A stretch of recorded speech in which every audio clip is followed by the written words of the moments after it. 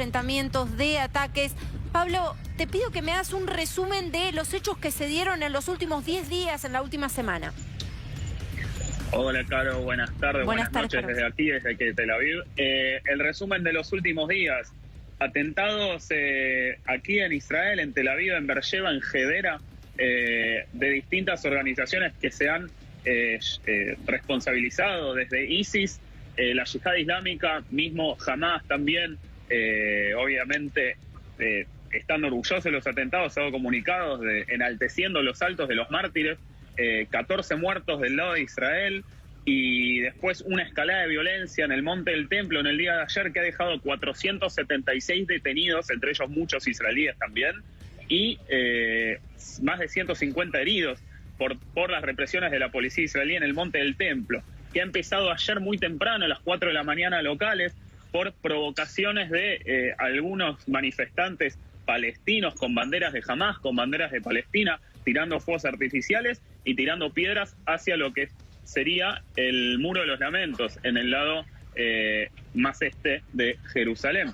Por otro lado, cabe resaltar también la escalada de violencia se debe a los mismos motivos que estábamos hace un año, que han terminado en la operación que sucedió en Gaza, donde se tiraban cohetes y cohetes y misiles desde Gaza, donde Israel también tuvo operaciones de respuesta, y todo es parte del mismo problema, ¿no? La misma cantidad de aristas, el conflicto religioso con el conflicto político, el aprovechamiento del lado palestino de la debilidad de la coalición del gobierno israelí y obviamente el terrorismo extremista que no ayuda en este caso, ¿no? A ver, Pablo, tengo entendido en los últimos días, y me gustaría ir puntualmente a cómo lo están viviendo ustedes allí en Tel Aviv, porque tengo entendido que incluso las autoridades le han pedido a la población no se acerquen a las ventanas, permanezcan en el interior de las casas, porque ha habido ataques incluso abriendo fuego en lugares públicos, ¿no? Tal cual, claro. Esa fue la problemática el día del atentado hace más de una semana, el día jueves por la noche, donde se atacó el bar Ilka a gente que estaba tomando sus tragos, como cualquier jueves a la noche por aquí, muy popularmente, y abrieron fuego. En ese momento donde el terrorista estuvo fugitivo toda la noche, se pidió a la gente que no salga a sus balcones, que se quede en la casa, que cierre las ventanas y baje las persianas en el caso de ser posible, porque en estos casos, en este tipo de modus operandi del terrorismo, es abrir fuego contra civiles.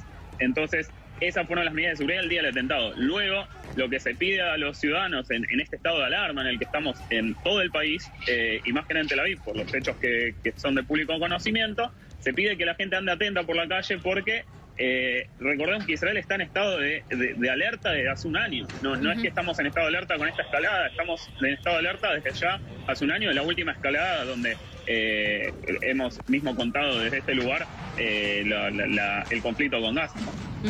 Sí, mostrábamos las imágenes de cómo los misiles eran interceptados por la cúpula de la famosa cúpula. Ahora, te pregunto, ¿qué pasa en términos políticos? Porque entiendo que este estado de alerta prolongado durante un año también genera cierto malestar en la población, que se siente además muy insegura.